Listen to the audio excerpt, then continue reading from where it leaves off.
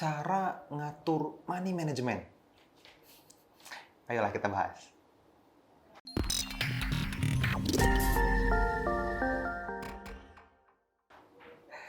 Halo teman-teman semua, ketemu lagi dengan saya Fadli. Seperti biasa di channel YouTube kita bersama di NFC Forex TV, tempatnya para trader Nusantara teredukasi.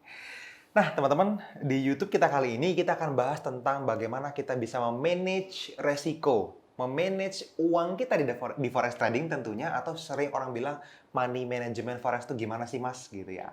Nah ini berkaitan dengan Q&A yang kita bahas setiap weekend di dalam Instagram NFC ya. Di bawah tuh ada @nusantara_fv_community. Kalau teman-teman belum follow Instagramnya ya, follow Instagramnya supaya teman-teman dapetin banyak notifikasi, banyak tambahan insight-insight baru tentang forex trading, tentang dunia forex ini teman-teman ya, tentang industri forex kita ya. Nah, di weekend kemarin gitu ya, atau 2 minggu yang lalu saya lupa deh, kan kemarin kita habis ngerayain lebaran, jadi kita libur seminggu gitu ya. Nah, kali ini kita akan bahas lagi lebih dalam.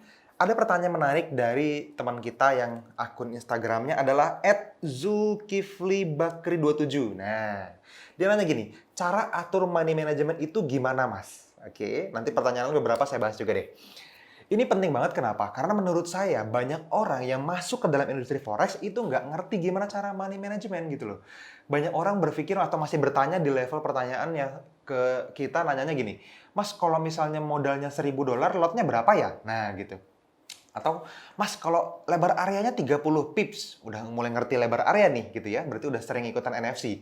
Terus butuh lotnya berapa? Loh, berarti nggak lengkap belajarnya gitu ya. Gini teman-teman, yang namanya money management itu harus termanage dengan baik. Namanya juga money management kan gitu ya.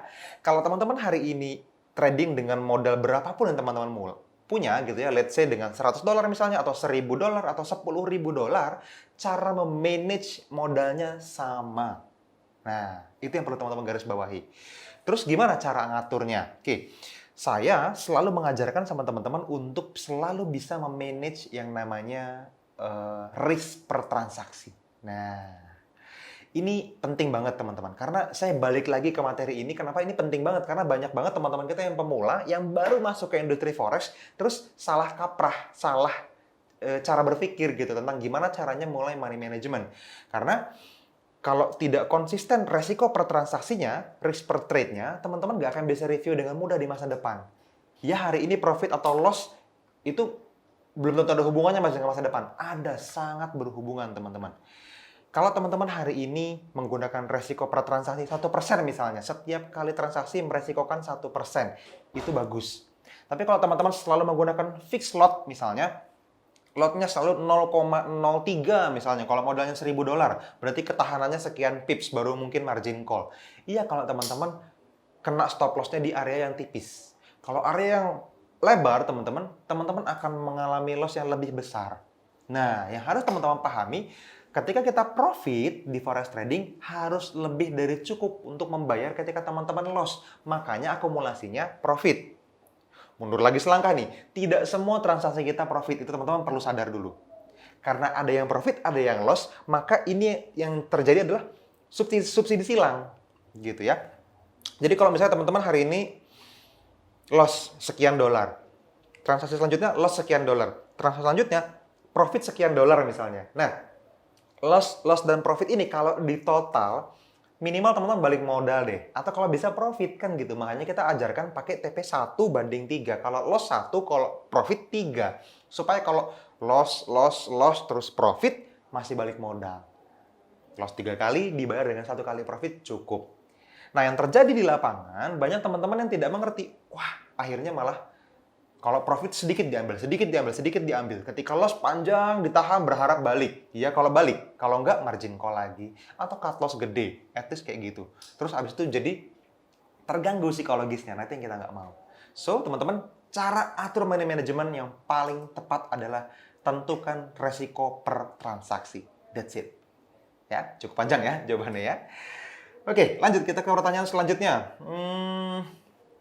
Dari Rosemary 01. Nah, Mas, kalau SL saya geser ke TP1 ketika harga sudah tembus TP1 menuju TP2 boleh nggak?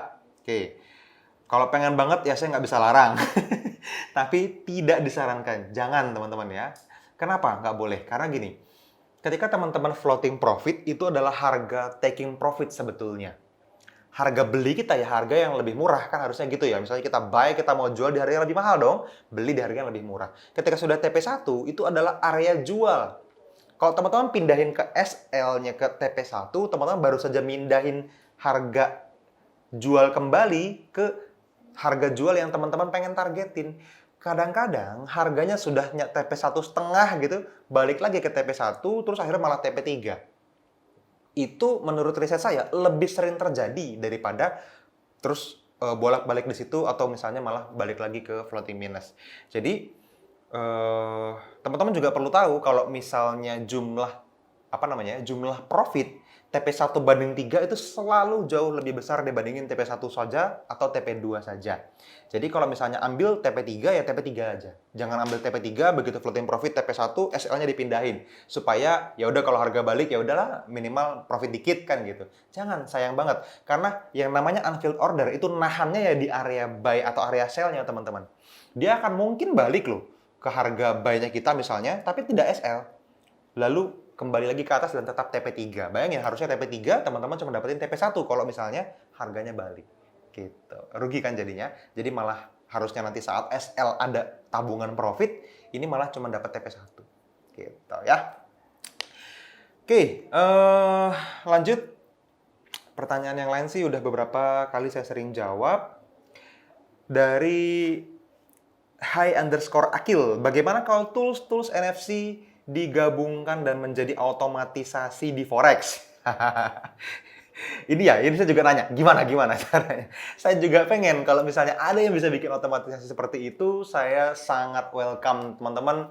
Feel free to come, main ke Basecamp NFC, kita coba bangun bareng-bareng. Hayu, karena ada banyak puzzle yang perlu kita satuin. Semakin simple kerjaan kita, semakin nyaman kita kerjanya, semakin happy kita trading di Forex, kan gitu ya. Jadi ini usul, tapi pertanyaan yang saya juga belum dapat jawaban sempurnanya. Setiap hari kita coba sempurnakan, tapi kalau tools ini semuanya digabungin otomatis, ini jawaban doa-doa saya juga berarti.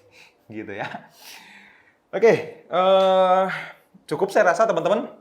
Satu lagi deh, dari Elvano_1520. Bikinin video khusus dong mas, bahas rule RSW. Sebenarnya kalau RSW ini yang lebih pantas menjawab adalah Mas Duyan Anggara ya, Mas Angga. Rasanya Mas Angga udah pernah beberapa kali share di YouTube-nya. Teman-teman visit aja ke YouTube Duyan Anggara. Di situ ada banyak banget juga ilmu yang bisa teman-teman dapetin tentang RSW. Duyan Anggara RSW. Cari aja di YouTube, nanti dapat kok. Gitu ya. Tapi kalau versinya NFC nanti kita bikinin khusus, bolehlah gitu ya. Oke. Ya, mungkin itu aja teman-teman. Kalau misalnya teman-teman masih ada pertanyaan, seperti biasa bisa input di kolom komentar di bawah video ini, dan kalau misalnya masih belum kejawab juga bisa input langsung seandainya teman-teman nonton video ini kurang dari 24 jam dari setelah teman-teman lihat uploadannya gitu ya. Jadi setiap weekend kita selalu masukin kesempatan bertanyanya di dalam story-nya Instagramnya NFC. Di pojok situ ada tuh @NusantaraFX_Community. Pasti teman-teman follow dan ingat juga untuk subscribe channel ini NFC Forex TV dan tekan tombol loncengnya tuh yang gambar lonceng supaya teman-teman dapetin notifikasi kapanpun kita upload video baru. Thank you teman-teman, sampai ketemu lagi di video-video berikutnya. Bye bye.